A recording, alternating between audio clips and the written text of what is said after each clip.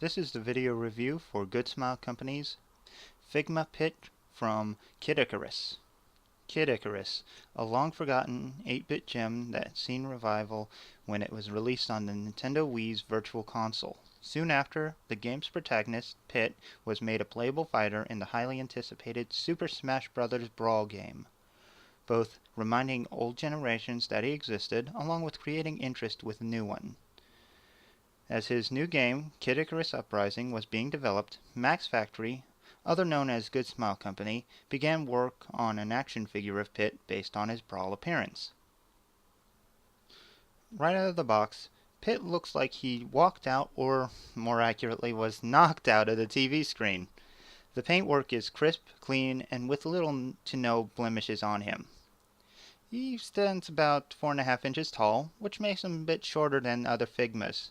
But given that he's a shorter character, that kind of works, so it's more of a positive than a negative. Even with a simple robe, the detailing on his outfit is great. You got nice details on the boots, robe, the outfit. I mean, they even went so far as to paint in the detailing on the edge of the robe and sculpt in detailing like runes on his armband. It's details like these that really help him pop out. For articulation, Pit has about 19 points, 2 on each wing, a hinge and a pin and socket, a pin and socket joint with swivels at the head for full motion, double ball jointed shoulders, about 90-degree hinges on the elbows with some swivel at the elbow as well. Ball jointed wrists. Actually, they're swivel jointed. I'm sorry. 2 ball joints at the waist, so one above the belt and one below. It's kind of hard to figure out that one below is there, though. But yeah, it's there. He also has ball joints and at the hips, at swivels at the thighs. A little bit more than 90-degree bends at the knees and ball jointed feet. The joints at the wings are a bit fragile. My Pit actually suffered a break at one of them, so I had to replace it with a Revoltech joint. Luckily, the 6mm Revoltech joints fit in pretty well, so it's replaceable, but it would be advisable to keep cautious with that. Being a Figma, it's only natural that he includes a slew of accessories, most of which are hands. Pit has 3 pairs of hands. A pair of open hands, a pair of fists, and a pair of holding hands. He also has a right hand for holding an arrow for bow-wielding purposes. An interesting thing to note about the right hands is that on the fist and the open hand, they're completely bare.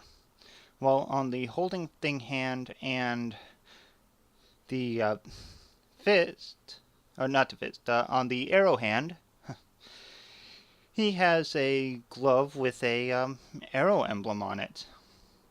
Now, I can understand the arrow emblem being absent from the open and fist, but the glove parts would have went well with it, all things considered.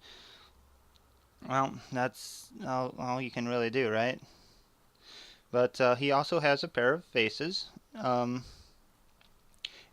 calm, happy face, and a shouting face. This is good for getting some variety in his poses, especially the shouty face, because that'll be perfect for battle poses. Also included is his signature bow.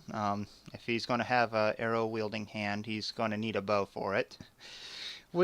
And the interesting thing about this bow is that the handle and 2 parts of the bow can be pulled apart, and there are also spare handles for swords.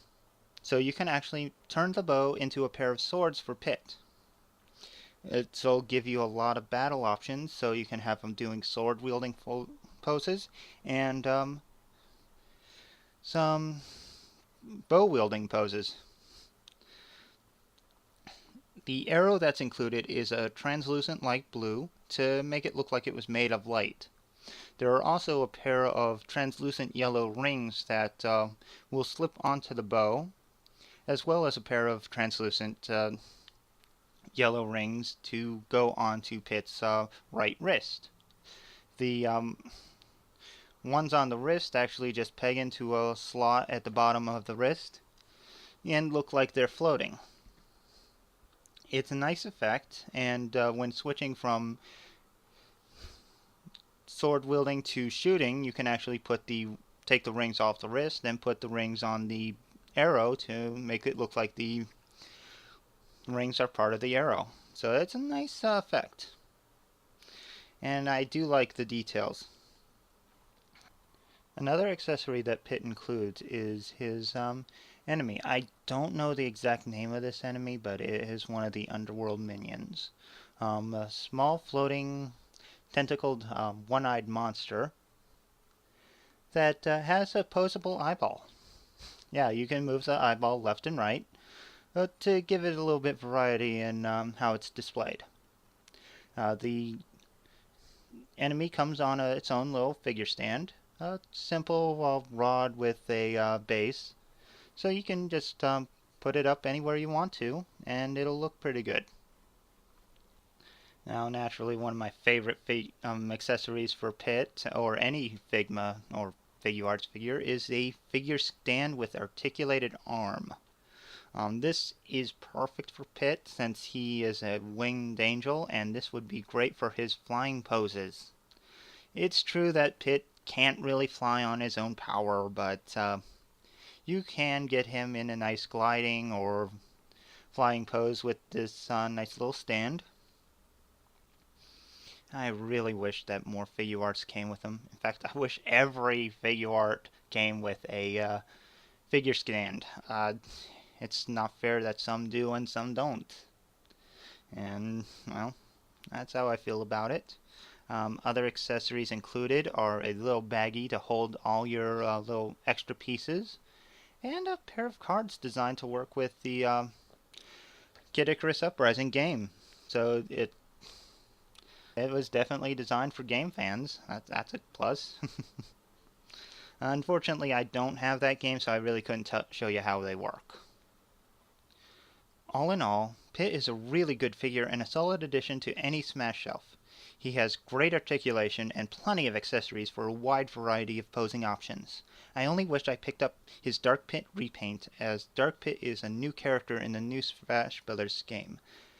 Now here's hoping we get an in-scale Palutena to go with our two heroes.